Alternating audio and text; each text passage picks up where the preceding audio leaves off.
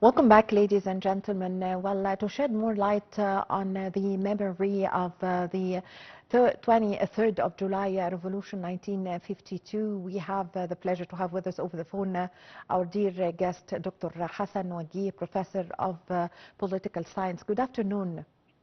Good afternoon. Dr. Wagih, today President Abdel Fattah al-Sisi in the occasion of commemorating the 73rd anniversary of the 23rd of July Revolution 1952, the President said that this revolution is a turning point in the history of Egypt. What were the main causes behind the 23rd of July Revolution? Yes, of course, 1952 July Revolution is a turning point in our history. You know, the principles that were raised by the revolution really is still the objective of our present time and in the future. When you are talking about the principle of establishing a strong Egyptian army, yes, before the revolution, we were occupied. There was no strong national Egyptian army. Now, it is one of the biggest and one of the most powerful armies. So, thank God this happened. Also, when we are talking about decolonization, we were colonized, we were occupied. Now, Egypt is against colonization.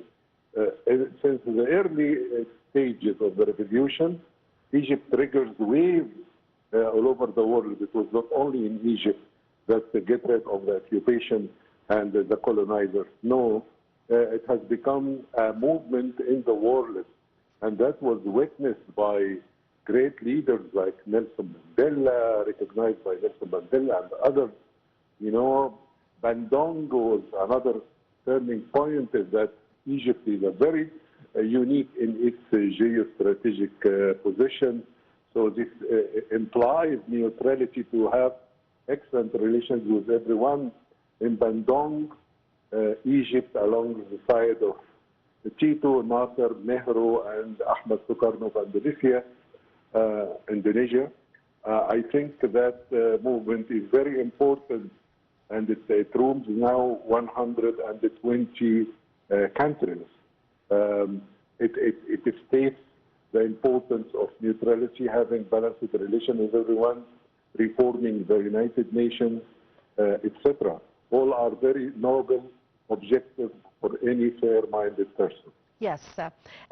During his speech today to the nation, President Abdel Fattah al-Sisi underscored the encouraging wide impact of the July Revolution upon the liberation drives across the Arab and African region. So how did the 23rd of July Revolution inspire the liberation movements in the Arab world and Africa? Yes, of course. Nasser, the leader of the revolution, was considered as an icon for freedom and liberation, and in Africa, not only in Africa. In Africa, Nelson Mandela, when he knew about Abdel Nasser and he was in the prison, he said, the moment I go out of the prison, I'm going to visit the tomb of Gamal Abdel Nasser. People from Latin America came here, Castro and others. I think that Egypt revolution triggered waves all over the world, especially in developing countries, in countries that need to be free, countries need to get rid of decolonization. Yes. Doctor, in what ways did the revolution affect Egypt's relations with the West, and especially the Soviet Union at that time during the Cold War? Yes, the Cold War really witnessed several wars, by the way, but one of the most important stop here that we can contemplate on was 1956 crisis, or what was called in international relations the Suez crisis. And I think that Egypt did very well in that. despite the fact that you have books of disfiguring history, but fair-minded analysis would tell you what happened. In 1956, Egypt, first of all, tried to build itself by asking the World Bank to finance Suez Canal, the high dam. So when they rejected, Nasser nationalized the Suez Canal. The nationalization was based on legal tenants, and it was the right of Egypt to do that. But that triggered antagonization movement from France and Britain at that time with Israel. You know, when Israel entered Sinai, the Egyptian army did a very well battle with the Israelis and gave them very good, strong lessons. But the point is that Nasser asked for withdrawal because he knew the plan, the military plan, that 65,000 parachuters from France and Britain would land in Ismailia, Port Said, and Suez. So he wanted to capture the Egyptian army. So the Egyptian army was very quick to understand the plot and withdrew to the west of the bank, and they made it like with millions pieces of weapons for getting into a strong and a long time fighting. Yes. Which ended up by a victory for Egypt, and the details are so much. Yes. So, Doctor, the president in his speech today said that the revolution is considered a turning point in the history of Egypt. So, it's also a turning point in the Middle East. What was the effect of the revolution in the Middle East and the echo it left in the neighboring countries? Of course, many Arab countries obtained liberation from colonizers. That was a great important thing. Egypt did not cave in, but Egypt really supported Algeria to get rid of the occupation. In Iraq, in Yemen, everywhere, Egypt's role was very clear and very supporting to get all those people freed.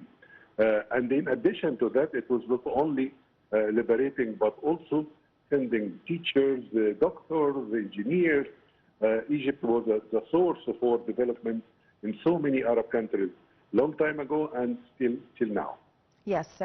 The revolution is referred to as the mother of the modern Egyptian republic. What's your comment on this? Yes, when you are talking about the sixth principle, which we are striving, all of us, to achieve them. But some of them were achieved, and they are constituting, when they are totally achieved, the tenets of a modern republic, a modern country. And I think this is a long way to go, but we have already achieved much out of it. Yes. What is the shadow or the echo of this revolution on Egypt during the past 73 years? Yes, of course, nobody can ignore, as I said, that, you know, the shadow is very important. When you listen to someone like Ahmed Zouil, a Nobel Prize winner, and many people like him are saying that the basic of education they received in Egypt helped them to excel outside Egypt. So I think education was good. I think the expertise that Egypt exporting for the entire area and in the world, till now, you know, many countries are seeking our doctors and our engineers and, you know, IT people, doctors who are with this, you know, the market is telling about itself. Yes. There were many achievements after the revolution in 1952, as for example, the High Dam. So give us an idea about this, please. Yes, the High Dam is a very strong story that we are all sure to be proud of, because You know, it was a great battle that Egypt has gone through to achieve that great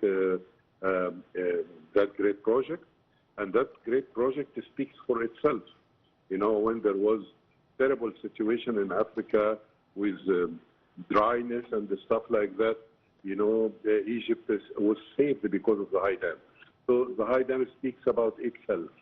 And I think one of the good things about it is that we have already organized excellent relationship with all the countries through the project and through its implementation.